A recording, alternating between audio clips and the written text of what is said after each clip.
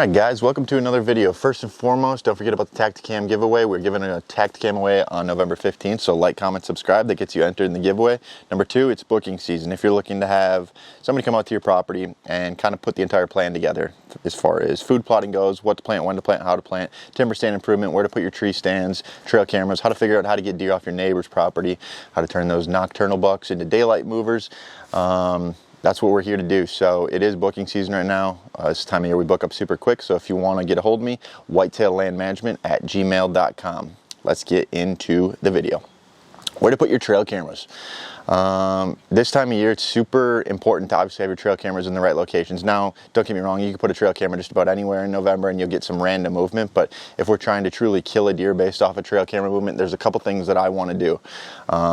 And the first thing is probably move them off of scrapes to a certain extent. I know it's probably a debatable topic, but that pre-rut phase, let's call it late October, is a time in which deer are really hitting scrapes. I think they're still definitely hitting scrapes into the November time frame, the first week and second week, but it's like a secondary thing because they're already with the does. So maybe after they breed the doe, they'll come and check that scrape again, but they're not going to be hitting them nearly as heavily as they were in late October. So I would first and foremost think about moving some cameras off of scrapes. Now, if you have a really good scrape next to a bedding area, try and put the puzzle pieces together here, guys. We'll probably don't move it off that scrape. The main thing that I really want to do with trail cameras right now is I want to hunt down the does. This time in November, obviously the breeding is taking place. Peak breeding is in and around November 15th. Based off the science, that's what we know.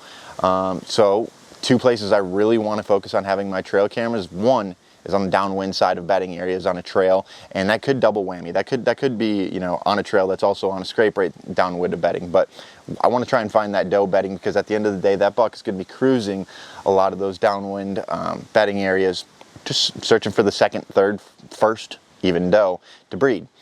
So those are definitely areas in which I would probably recommend it, and I wouldn't be afraid. A little quick tip for you guys: if you're like running and gunning or you have a stand way back in the timber that you've left alone, I wouldn't be afraid to be taking a trail camera with me on those hunts. Now don't put all the fate in the world into these things because at the end of the day they're only covering a small amount of area, but have one with your on yourself when you do go hunt these downwind bedding areas, these doe bedding areas and things like that, because normally you wouldn't. So make sure to just take all the tools in your arsenal that you can and make sure you have them with you. So I would be carrying a trail camera with me almost every hunt possible, just in case you see something crazy happening and you want to monitor it, but especially when you are going into the hunt downwind of these bedding areas.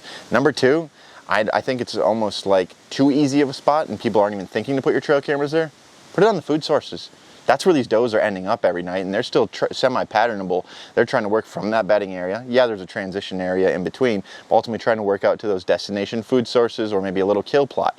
If the does want to be there, that's all that matters right now, because at the end of the day, that buck is just going to follow them. We've all seen the crazy buck where just about nothing is going to get him off that doe. You're standing there 20 yards away and he's just staring at you because that doe is right there. So ultimately that just proves how important the doe movement is this time of year as we get into November 5th, 6th, 7th, 8th, 9th, 10th, 15th, 20th in that time frame, and even through the end of the month as they keep seeking does. Obviously after November 15th, it's going to start to peter out a little bit, but really focus on those areas in which the does want to be, and then you're probably going to find bucks. And lastly, yeah, we can still run them on some scrapes, but be smart about the scrapes.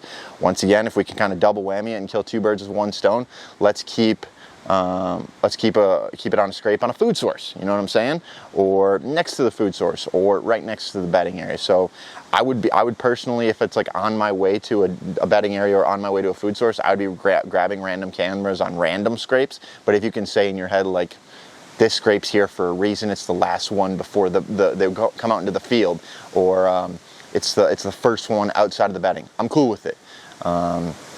But don't necessarily keep them in those transition areas right now, because they could take a different path by 10 yards and you wouldn't get them on camera, guys. So I want them in condensed areas where a lot of condensed doe movement is taking place this time of year. And honestly, I think that's going to give you the most intel as far as what these bucks are doing, when they're doing it, and why they're doing it, guys. So at the end of the day, this is the time of the year to hunt down those does.